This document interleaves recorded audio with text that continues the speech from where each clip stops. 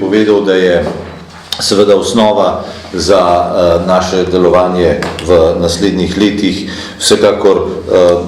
nacionalni program za kulturo, ki je bil sprejet v parlamentu in to brez glasu proti. Torej, to je osnova, ki daje seveda tisto podlago, torej to je podlaga, ki daje seveda možnost za nemoteno delovanje. Skušali sem, menim, da je potrebno izboljšati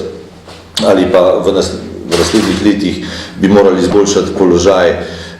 za delovanje kulturnih društev in seveda kulturnih zvez. Če smo v tem mandatu dajali večjo pozornost programom in pa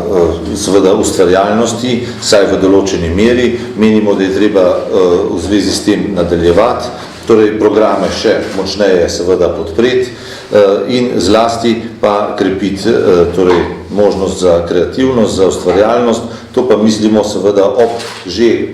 obstoječih štipendijskih možnostih, te štipendije še povečati, predvsem pa menimo, da je treba vsaj na vseh področjih, torej